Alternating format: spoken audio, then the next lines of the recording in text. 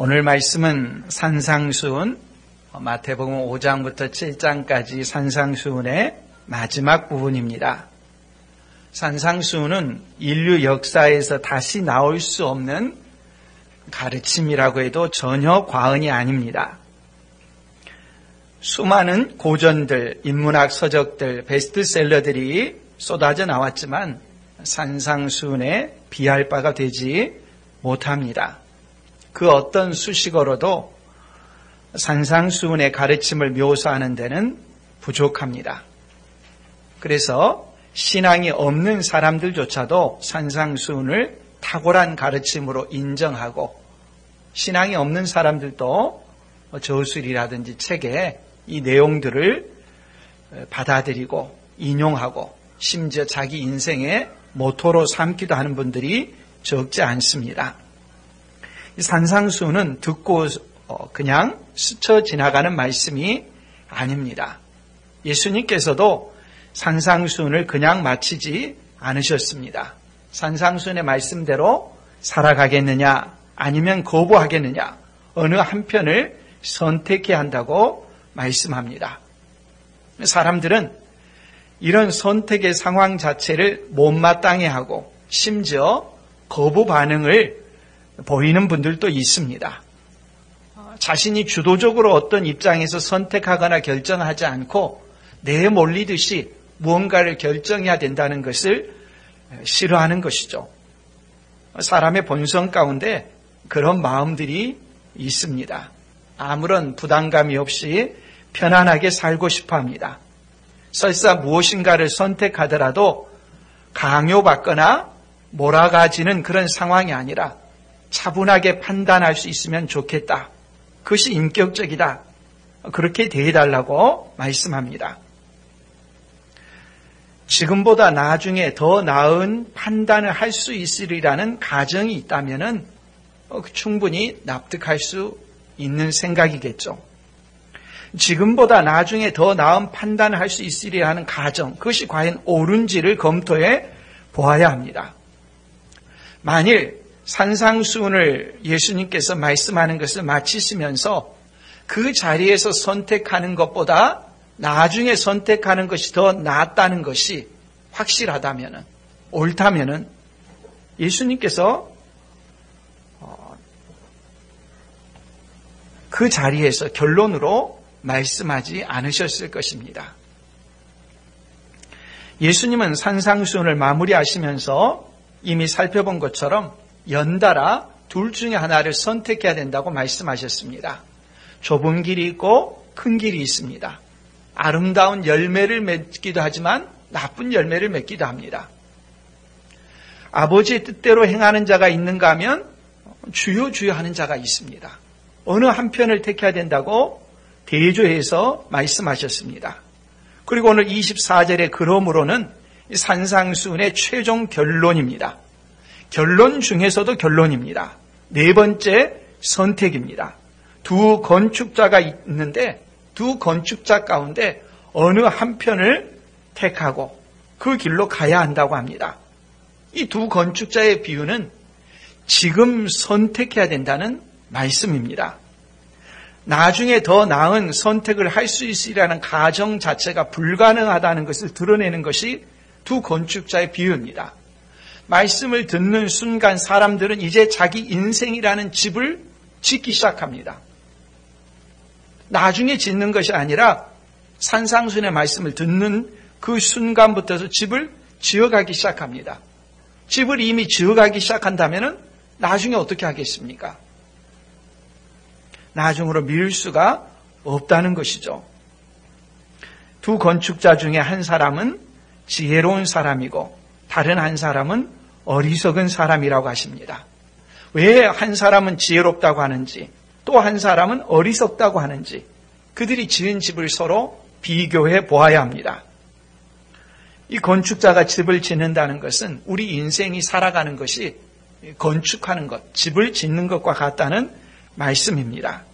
우리 모두는 인생이라는 집을 짓고 있습니다. 어떤 사람은 지혜로운 건축자로서 집을 짓고 있지만 또 어떤 사람은 어리석은 건축자로서 집을 짓고 있습니다. 둘 가운데 하나입니다. 이 두 건축자에게 있어서 서로 비슷한 점은 무엇인지, 또 차이가 있는 점은 무엇인지, 우리는 어느 쪽에서 집을 짓고 있는지 오늘 말씀을 통해서 냉정하게 우리 자신을 살펴보아야 할 것입니다. 먼저 이 건축자의 비유는 누구를 대상으로 하는가 하는 것부터 살펴봐야 합니다. 두 건축자는 누구인가? 집을 짓는 사람은 누구인가? 누구에게 이 말씀을 하시는가 하는 것입니다. 모든 사람을 대상으로 하는 것이 아니라 이 두 건축자의 공통점이 있습니다. 먼저 24절 말씀을 봅니다. 24절에 보면 나의 이 말을 그 다음 뭡니까? 듣고 행하는 자라고 했습니다. 26절입니다. 나의 이 말을 그 다음에는 듣고 행하지 아니하는 자. 공통점은 뭡니까? 나의 이 말을 듣고입니다. 두 사람의 공통점은 모두 예수님의 말씀을 들은 것입니다. 지혜로운 건축가나 어리석은 건축가나 똑같이 예수님의 이 말씀, 산상수훈의 말씀을 들었습니다. 그러므로 이 산상수훈에서 건축가, 결론으로 말씀드리는 이 건축가는 예수님의 산상수훈의 말씀을 들은 자를 대상으로 합니다. 팔복의 말씀도 들었고요. 6가지 반제라고 일컬어지는 내용들, 옛사람에게 말한 바 살인하지 말라 했다는 것을 너희가 들었으나 나는 너희에게 이르노니, 이런 형식의 구약의 율법의 참된 의미가 무엇인가 하는 것을 밝혀주는 이런 내용도 들었습니다. 외식하는 신앙의 특징인 구제와 기도와 금식이 사람들의 칭찬을 받기 위해서 신앙생활하는 그런 사람들의 외식의 모습에 대해서도 들었습니다. 서기관과 바리새인의 의보다 더 낫지 못하면 천국에 들어가지 못한다는 말씀도 들었습니다. 이런 산상수훈의 말씀을 들은 사람들을 대상으로 합니다. 산상수훈의 말씀과 무관하고 관심도 없이 살아가는 그런 사람을 대상으로 하는 것이 아니라 하나님의 말씀을 들은 사람들을 대상으로 합니다. 이 두 건축자를 현대의 청중으로 재해석해서 살펴볼 수도 있을 것입니다. 교회에 와 있는 사람들이 어떤 유형의 사람들인가, 유형을 분석해 볼 수 있겠죠. 잘 그렇게 하지 않는 경향이 있지만은 16세기나 17세기의 청교도들의 설교를 보게 되면은 설교를 마치면서 그 설교를 적용할 때 죄인들에게 말합니다. 각성된 죄인들에게 말합니다. 이제 막 신앙을 시작하는 사람들에게 말합니다. 헌신된 성도들에게 말합니다. 계층을 구분하면서 그 범주에 따라서 적용을 다르게 했습니다. 그와 비슷한 유형이라고 할 수 있겠죠. 교회 안에는 여러 유형의 사람이 있습니다. 예를 들어 기독교에 아무 관심이 없는데 부모님의 손에 이끌려서 안 오면 용돈을 받지 못하니까, 또는 아내에게 구박받고 제대로 집에서 식사 대접을 받지 못할까 봐 가정의 평화를 위해서 오는 분들도 있고요. 어떤 사람은 이렇게 해도 저렇게 해도 상관은 없는데 선택을 할 때는 세상의 우선순위를 항상 따르지만은 전혀 거부하는 그런 것은 아닌 그런 상태로 오는 분도 있고요. 어떤 사람은 무엇이 진리일까 고민하는 가운데 이것저것을 살펴보는 가운데 교회에 출석하는 사람도 있고요. 또 어떤 사람은 다른 사람에게 자기의 신앙이 그리스도인이라고 말은 하지만은 헌신되지 않은 그런 사람들도 있고요. 이제 막 신앙을 갖기 시작하는 사람도 있고요. 헌신되고 충성된 성도들도 있습니다. 다양한 그런 유형의 사람들이 있습니다. 그렇게 여러 유형의 사람들이 있는데 그 유형의 모든 사람들은 궁극적으로 둘로 나뉘어지게 됩니다. 예수님의 말씀, 산상수훈의 말씀을 듣고 어떻게 반응을 하느냐 하는 것으로 이제 둘로 구분이 됩니다. 두 건축가의 공통점 첫째가 이렇게 산상수훈의 설교를, 말씀을 들은 사람들 공통점이고, 또 하나의 공통점은요, 두 건축가가 모두 다 집을 짓고 싶어 했고 실제로 집을 지었다는 것입니다. 인생이라는 집을 짓습니다. 이 집 자체에는 아무런 문제가 없습니다. 둘 다 잘 지었다고 해도 되겠죠. 집에는 차이가 없습니다. 그러므로 여기서의 문제는 집을 얼마나 잘 지었느냐, 집 자체의 문제가 아닙니다. 그래서 이 말씀을 고린도전서 건축자의 말씀과 혼돈하지 않아야 됩니다. 이 말씀을 어떤 분들은 이 고린도전서 3장에 나오는 건축자에 비유하고 혼돈하는 경우가 있습니다. 둘은 다릅니다. 고린도전서 3장에 보면은 10절 이하에 이런 말씀이 나옵니다. 내게 주신 하나님의 은혜를 따라 내가 지혜로운 건축자와 같이 터를 닦아두매 다른 이가 그 위에 세우나 그러나 각각 어떻게 그 위에 세울까를 조심할지니라. 이 닦아둔 것 외에 능히 다른 터를 닦아둘 자가 없으니 이 터는 곧 예수 그리스도라. 만일 누구든지 금이나 은이나 보석이나 나무나 풀이나 짚으로 이 터 위에 세우면 각 사람의 공적이 나타날 터인데 그 날이 공적을 밝히리니 이는 불로 나타내고 그 불이 각 사람의 공적이 어떠한 것을 시험할 것임이라. 이 말씀에서의 집을 세우는 핵심은 그 집의 재료가 무엇이냐에 따라서 달라질 것이다. 불에 견디느냐 견디지 못하느냐에 따라서 심판날에 달라질 것이다. 터는 똑같이 예수 그리스도라고 말합니다. 터는 같은데 집을 짓는 재료가 무엇이냐에 따라서 심판날에 달라질 것이라는 그런 비유의 말씀이죠. 금이나 은이나 보석은 불에 타지 않지만 나무나 풀이나 짚으로 만든 집은 불에 타 사라질 것이다. 집을 짓는 재료의 문제를 말합니다. 그러나 우리가 읽은 산상수훈의 건축가에게는 집의 문제가 아니라는 것입니다. 그래서 고린도전서의 3장의 말씀으로 본문을 해석하면은 잘못 해석하기 쉬운 것이죠. 본문의 말씀은 집의 문제가 아닙니다. 어디에다가 집을 지을 것이냐, 집의 터의 문제입니다.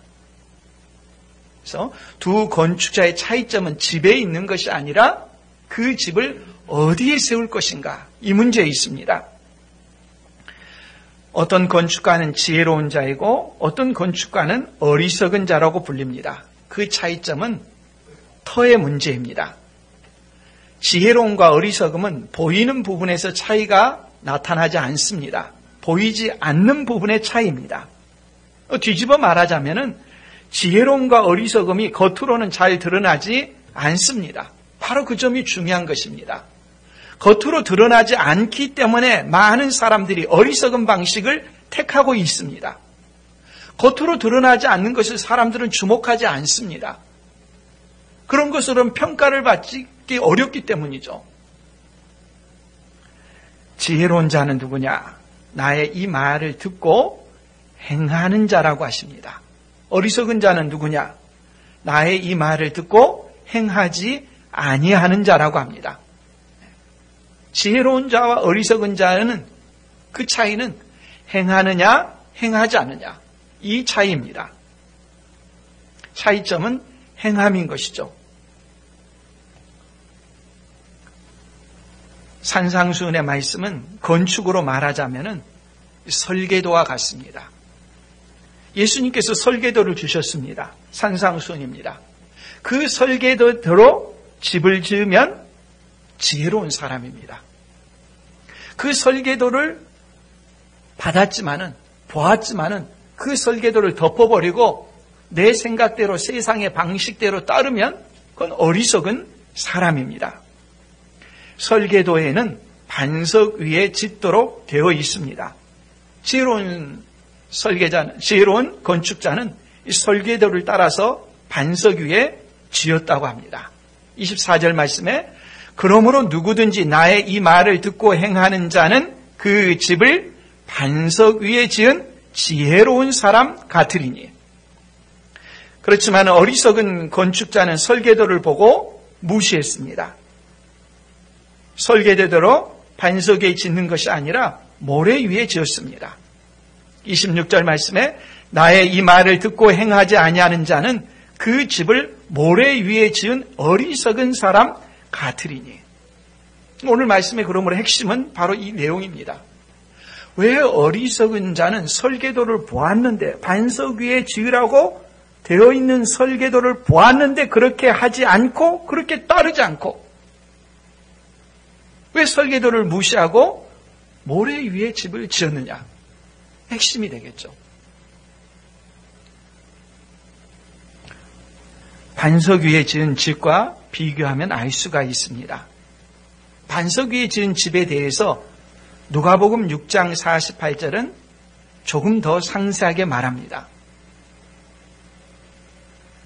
거기 보면은 집을 지을 때 그 다음 뭐라고 합니까? 깊이 파고 주추를 반석 위에 놓은 사람과 같으니, 깊이 파고라는 말이 추가되어 있습니다. 지혜로운 건축자는 땅을 팠습니다. 언제까지? 안반이 나올 때까지 깊이 팠습니다. 얼마나 깊이 파는지는 모르지만 설계도에 반석 위에 지으라고 했기 때문에 반석이 나올 때까지, 안반이 나올 때까지 깊이 파고 들어갔습니다. 지금 같은 시대에도 그냥 평지에 집을 짓는 것보다 땅을 깊이 파서 기초를 다지고 짓는 것은 그 비용의 차이가 크다고 합니다. 집장사들은 땅을 깊이 파고 주추를 반석 위에 놓는 집을 짓지 않습니다. 수지가 맞지 않기 때문이죠. 지혜로운 건축자는 설계도대로 땅을 깊이 안반이 나올 때까지 팠습니다. 하지만 어리석은 건축자는 그런 고생을 하지 않으려고 합니다. 그냥 편하게 집을 짓습니다. 산상수훈이라는 설계도를 가지고는 있지만 인생이라는 집을 자기 방식대로, 자기 생각대로 짓습니다. 어리석은 자의 건축 방식의 모토는 편안하게, 쉽게, 빠르게입니다. 그냥 빨리 집을 짓고 그거 들어가서 살면 되는 것이지, 뭐 때문에 반석이 나올 때까지 그 고생을 하면서 살아가야 되느냐? 그 가치관입니다. 예수님의 말씀대로 따르는 것이 좋은 것은 알죠. 반석 위에 집을 지으면 튼튼하다는 것 상식적으로 누구나 알 수 있는 것입니다. 산상수훈의 말씀은 세상 사람도 그 가르침이 훌륭하다는 것을 알고 있습니다. 그러나 그렇게 살아가지는 않습니다. 산상수훈의 말씀대로 반석 위에 집을 짓기까지 땅을 깊이 파고 들어가 주추를 세우는 것은 시간이 많이 듭니다. 편안하고 즐겁게 살고 싶은데 예수님의 말씀을 따르는 것은 힘이 듭니다. 어리석은 자는 빨리 집을 장만하고 이것저것 즐기면서 살고 싶은 마음에 이끌립니다. 명목상의 그리스도인, 표면상의 성도의 모습이 그와 같은 모습입니다. 이와 같은 사람들은 하나님의 말씀의 뜻이 무엇인가 하는 것을 체계적으로 공부하거나 깊이 연구하거나 성경을 처음부터 끝까지 묵상하면서 천착하지를 않습니다. 이 말씀을 잘 요약해 놓은 어떤 교리, 소율의 문답과 같은 것을 묵상하고 연구하고 자기 것으로 삼지를 않습니다. 그러나 사고자 하는 제품은 이것저것 카탈로그를 비교하면서 장단점을 상세하게 분석합니다. 하나님의 말씀에 대해서는 관심을 기울이지 않지만 내게 필요한 어떤 물건을 사는 데 있어서는 집착합니다. 연구까지 합니다. 한 주간을 지내면서도 성경을 펴지 않습니다. 자신을 기쁘게 하는 데만 몰두합니다. 불신자를 말하는 것이 아닙니다. 교회 주변에, 교회 언저리에 항상 있지만 성경 말씀을 묵상하며 이 말씀대로 살고자 하는 그런 삶의 모습이 없는 그와 같은 표면상의 성도들을 말하는 것입니다. 설사 성경을 읽는다고 하더라도 성경을 편식합니다. 자기가 좋아하는 말씀만 취합니다. 하나님의 사랑, 하나님의 긍휼, 하나님의 자비하심, 이와 같은 말씀은 좋아합니다. 위로의 말씀을 좋아합니다. 어떤 말씀은 암송하기도 합니다. 그러나 하나님의 공의, 하나님의 심판, 하나님의 엄위하심, 거룩하심, 진노에 대해서는 눈을 감습니다. 산상수훈의 원수를 사랑하라 말씀 아예 상종조차 하지 않으려고 합니다. 마치 자기가 읽는 성경에는 없는 것처럼 살아갑니다. 모래 위에 집을 지은 건축자들의 특징입니다. 하나님의 말씀을 통해 자신을 비춰보고 성찰하지 않습니다. 그 말씀이 명하는 대로 자기 삶을 바꾸려고 하지 않습니다. 자기 구미에 맞지 않으면 배척합니다. 하나님의 말씀이니까 힘이 들더라도 반석이 나올 때까지 깊이 땅을 파야겠다고 들로부터 땀 흘리며 삽질하고 곡괭이질하며 천착하는 인내와 헌신이 없습니다. 그저 빨리 집을 지어야겠다. 그저 빨리 성공해야겠다. 내 인생을 즐겨야겠다. 남이 보기에 떵떵거리는 삶을 살아야겠다. 그런 생각입니다. 신앙이 지극히 피상적이고 일시적인 위로나 일시적인 기쁨이나 즐거움과 같은 대증 처방만 추구합니다. 거룩함에 대한 추구도 없고 경건에 대한 갈망도 없고 충성도 없습니다. 신앙이 있어 보이는 정도에서 더 나가지를 않습니다. 겉으로 보기에는 반석 위에 집을 짓는 사람보다 모래 위에 집을 짓는 사람이 당연히 더 빠르죠.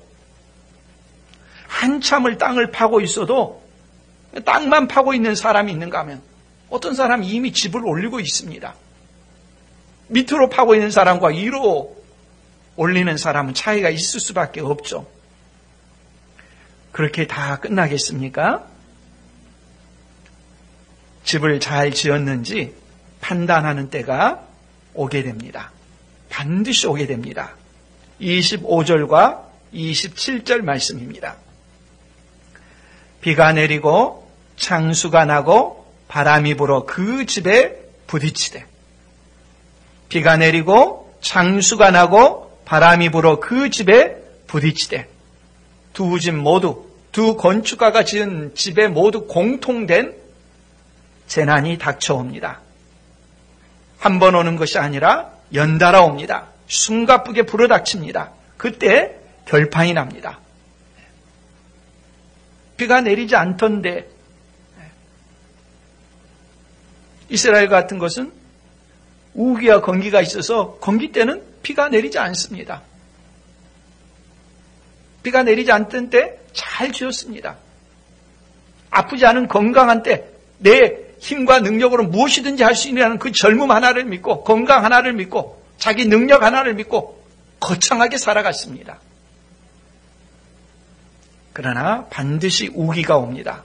비가 내립니다. 창수가 납니다. 창자는 넘칠 창자입니다. 비가 내려서 없던 강이 생겨납니다. 사막에 와디가 있듯이 비가 쏟아지면서 건기 때는 전혀 맛보지 못했던 강물이 되어가지고 흘러갑니다. 큰 바위도 그냥 들어서 물살에 휩쓸려가는 그런 강한 강물입니다. 폭풍우가 불어닥칩니다. 자연 경관을 즐기기 위해서 지은 별장 같은 집에서는 진도 9의 지진을 견딜 수가 없는 것입니다. 어리석은 자의 집은 이와 같은 재난에 무너지고 전부 쓸려가고 맙니다. 집을 지을 때는 빠르고 좋았습니다. 건기 때는 좋았습니다. 그러나 견디지 못하는 때가 오는 것입니다. 인생도 마찬가지입니다. 인생이라는 집을 남들보다 빨리 지었습니다. 집을 장만하고 좋은 차도 몰고 취미도 즐기고 해외여행도 하고 여기저기 맛집을 다니면서 여유롭게 살아갑니다. 성공한 사람이라고 사람들이 칭찬합니다. 주의할 것은 부를 적대시하는 것이 결코 아닙니다. 말씀에 순종할 때 하나님께서 얼마든지 사람들에게 그 사람이 주시는 복 가운데 부의 복이 있습니다. 예를 들어 이삭과 같은 사람들은 가나안 땅에서 사는데 흉년이 들었죠. 흉년이 들어가지고 흉년을 피하기 위해서 이집트로 가려고 했습니다. 하나님께서 뭐라고 하십니까? 거기 그냥 있으라고 말합니다. 그냥 있으라는 그 말씀에 순종해서 그냥 있었습니다. 창세기 26장에 보면 뭐라고 합니까? 거부가 되었다고 합니다. 흉년인데 하나님의 말씀에 순종했더니 먹을 것을 해결하는 정도가 아니라 거부가 되고 파는 곳마다 우물이 나옵니다. 성경에 그런 사람들이 많이 있습니다. 하나님의 은혜로 하나님께서 본인이 감당할 수 없을 정도로 부어주시는 경우들이 있습니다. 그 자체를 문제라고 하는 것이 아닙니다. 하나님 말씀에 순종하는 것이 없이 그냥 이 세상에 있는 것에만 몰두하고 살아가는 사람을 말하는 것이죠. 그렇게 바삐 빨리 자기가 원하는 물질을 얻기 위해서 성공이라는 삶을 추구하는 그 삶이 자기 뜻대로 그렇게 끝나는 것이 아닙니다. 비와 창수와 바람이 불어닥치는 때가 옵니다. 반드시 그때가 옵니다. 한 사람도 예외 없이 그때가 찾아옵니다. 미식가처럼 이것저것 맛보던 입으로 음식을 앞에 두고도 가려 먹어야 하는 때가 옵니다. 심지어 먹고 싶어도 먹을 수 없는 때가 옵니다. 쿵쾅쿵쾅 뛰어다니면서 날렵하게 다니던 사람이 방에서 방으로 옮겨가는 것도 힘들고 의자에서 앉고 일어서는 것도 힘들고 그런 것조차 버거운 때가 옵니다. 거침없이 장사처럼 무거운 물건을 들어 올리던 사람이 물컵 하나도 입에 올리는 것조차 힘든 때가 옵니다. 의료비의 최다 지출 부분이 입원 연명치료라고 했습니다. 인생의 그 모든 것들을 자기의 생명 아무것도 할 수 없는 채 누워있는 채 그 수명을 연장하는 데만 자기의 모든 과거의 삶을 다 투자하는 그런 때가 찾아옵니다. 침상에 누워 죽을 날을 기다리는 때가 찾아옵니다. 자신이 지은 인생이라는 집을 돌아보게 될 것입니다. 이 세상을 떠나는 임종의 때에 자신이 만들었던 성취했던 외적인 성공, 자신이 이룬 부귀 영화의 업적, 그와 같은 것들이 심판의 위기에서 자신을 구할 수가 있겠습니까? 내가 이룬 과거의 그 찬란한 업적이 나를 이 위기에서 구할 수 있으라고 의지할 수가 있겠습니까? 누가 인생의 실패자입니까? 반석 위에 집을 짓지 않은 사람들입니다. 예수 그리스도의 말씀을 따라 살지 않은 사람들입니다. 빨리 크게 집을 짓는 것이 중요한 것이 아닙니다. 인생의 기초가 반석 위에 있는지 그것을 살펴야 하는 것입니다. 반석 위에 집을 지은 사람은 비가 내리고 창수가 나고 바람이 불어 그 집에 부딪혀도 무너지지 않습니다. 주추를 반석 위에 놓은 까닭입니다. 주추를 반석 위에 놓은 사람은 주님의 말씀을 늘 가까이 하고 묵상하고 이 말씀대로 살아야겠다는 것을 결심하고 이 말씀대로 살아가는 사람입니다. 물론 산상수훈의 말씀을 따라 살고자 하지만 살지 못하는 때가 많이 있죠. 누구도 완벽하게 지키지는 못합니다.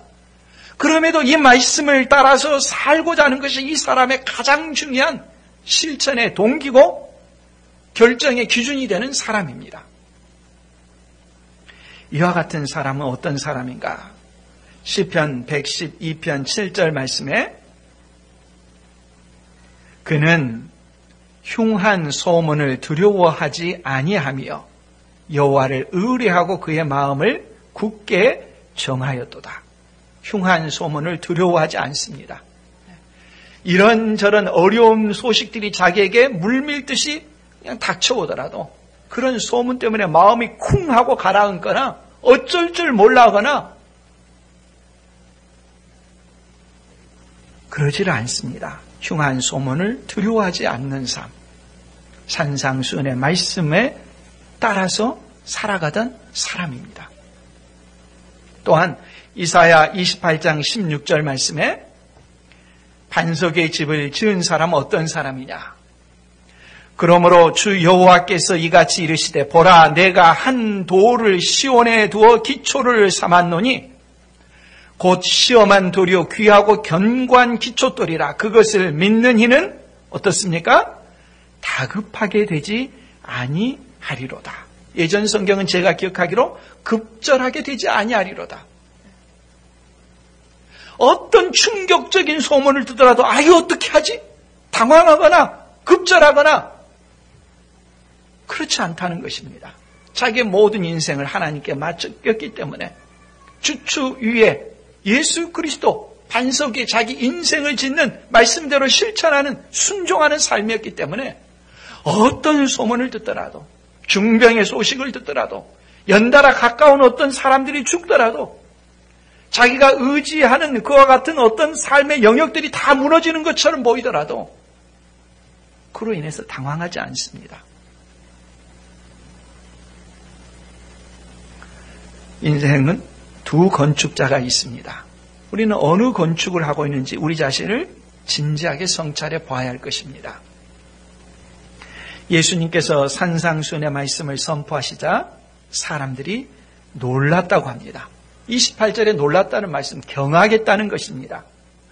왜 그랬느냐? 29절, 이는 그 가르치시는 것이 권위 있는 자와 같고 그들의 서기관들과 같지 아니함일러라. 그들이 늘 가르침을 듣는 방식은 서기관들의 가르침이었습니다. 서기관의 가르침은 뭡니까? 사람들의 귀를 즐겁게 하거나 이 랍비는 이렇게 해석했고 저 랍비는 저렇게 해석했고 이런 가능성이 있고 저런 가능성이 있고 여러 가지 가능성이 있는데 그 중에 어떤 한 편을 택하십시오. 나열식이었습니다. 예수님은 그렇지가 않았습니다. 예수님의 가르침은 권위가 있었습니다. 그것은 선포입니다. 택하면 살고 택하지 않으면 죽는 것입니다. 그 외에 다른 길이 없습니다. 예수님은 입법자입니다. 법을 주신 분입니다. 또한 예수님은 그 법의 기준에 따라서 세상을 심판하시는 분이십니다. 다른 선택이 없는 것입니다. 말씀대로 순종하면 생명이고 말씀을 거부하면 멸망입니다. 그래서 권위 있는 자라고 하는 것입니다. 인생은 궁극적으로 권위의 싸움입니다. 산상수훈의 마지막에서도 이 권위가 우리에게 나타나죠. 예수 그리스도의 말씀을 권위로 삼고 내 인생의 표준을 예수 말씀에 두겠느냐? 아니면 인생의 기준의 권위가 내 판단, 내 생각에 있어서 내 생각대로 인생을 건축하며 살아가겠느냐? 그 질문이죠. 오늘도 교회 안에 있는 많은 사람들이 산상수훈의 말씀을 분명히 듣고 기억하고 알고 있습니다. 이 말씀대로 순종하겠느냐? 반석 위에 집을 지은 사람이죠. 그렇게 하면 힘들고 어렵고 내 삶에 있어서 포기하는 것이 너무 많다. 나는 내 인생을 내 생각대로 건축하겠다. 모래 위에 집을 짓는 자기의 생각이 권위인 그런 삶을 살아가는 것이겠죠. 우리는 어떤 유형의 건축자입니까? 인생이라는 집을 짓는 데만 바삐 열중하지 말고 자신의 기초가 무엇인가 하는 것을 돌아보아야 합니다. 어리석은 건축자는 모래 위에 집을 짓는 사람입니다. 하나님의 말씀을 듣기는 하지만 말씀대로 살려는 아무런 시도도 노력도 없습니다. 말씀의 설계도를 버리고 세상의 가치관을 따라 사는 모습입니다. 누가 인생의 실패자입니까? 기초에 준비가 되지 않은 사람입니다. 겉으로는 부와 권력과 같은 포장으로 그럴싸하지만 반드시 임하게 될 심판의 때에 무용지물인 삶입니다. 행함이 없는 믿음은 죽은 것입니다. 연달아 닥쳐오는 고난의 때, 실직과 질병과 사별의 때에 당황하며 원망하며 무너지는 삶입니까? 아니면 어떤 상황에서도 하나님을 신뢰하며 평안을 회복할 수 있는 삶입니까? 시금석이 있습니다. 누가 지혜로운 건축자이고 어리석은 건축자인지 하나의 시금석이 있습니다. 그것은 우리가 추구하는 롤 모델이 누구인가 하는 것을 보면 알 수 있습니다. 나는 어떤 사람을 인생의 표준으로 삼고 그와 같은 사람이 되기를 갈망하며 내가 따르고자 하는 사람이 누구인가 하는 것을 보면 알 수 있습니다. 세상에 성공한 사람, 부유한 사람, 인기 있는 사람이 모델입니까? 아니면 사도 바울이나 어거스틴이나 루터나 깔뱅이나 에드워즈 같은 그런 경건한 사람입니까? 반석 위에 집을 지은 사람들은 고난의 시간을 살았습니다. 나그네와 같은 삶을 살았습니다. 그러나 그들은 하나님을 경외하는 사람이었습니다. 오늘도 많은 사람이 모래 위에 집을 짓고 있습니다. 고개만 끄덕이고 마는 것입니다. 자기 집만 짓기에 바쁘고 지은 집 주변에 몇 겹으로 펜스를 두르면서 다른 어떤 권위가 자기에게 닥쳐오지 못하도록 자기가 철저히 운전대를 잡고 자기만의 인생을 살아가려고 주도적으로 자기의 삶을 생각하는 사람들입니다. 그런 사람의 특징에는 헌신이 없고 충성이 없습니다. 오직 자기가 생각하고 계획하는 인생만을 살아가려는 것입니다. 심판의 때가 반드시 닥쳐오는데 그 때에 대한 대비가 전혀 되어 있지 않습니다. 자기가 생각하는 설계대로 인생이 펼쳐질 것처럼 그렇게 가정합니다. 사람의 제일 되는 목적이 무엇입니까? 하나님을 영화롭게 하는 것과 영원토록 그를 즐거워하는 것이라고 우리가 알고 고백하고 있습니다. 내가 인생을 나를 위해서 사는 것이 아니라, 내가 인생의 주인공인 것이 아니라 하나님을 영화롭게 하는 것입니다. 하나님을 즐거워하는 것입니다. 인생의 목적입니다. 선택의 상황마다 내가 반석 위에 집을 짓고 있는지, 그저 일시적인 추세에 따라서 모래 위에서 잠깐만에 이 세상을 즐기는 그런 선택을 하고 있는지 우리가 돌아보아야 하는 것입니다. 너희는 먼저 그의 나라와 그의 의를 구하라고 했습니다. 내가 하나님의 나라와 하나님의 의를 구하는 것이 내 선택과 판단의 우선적인 결정인지, 아니면 내 나라와 내 왕국과 나의 삶을 내 마음대로 즐기는 것이 내 인생의 우선된 결정인지 정직하게 살펴봐야 됩니다. 우리는 그렇게 반석 위에 집을 짓고 있든지 아니면 모래 위에 집을 짓고 있든지 그렇게 인생을 지어가고 있는 중입니다.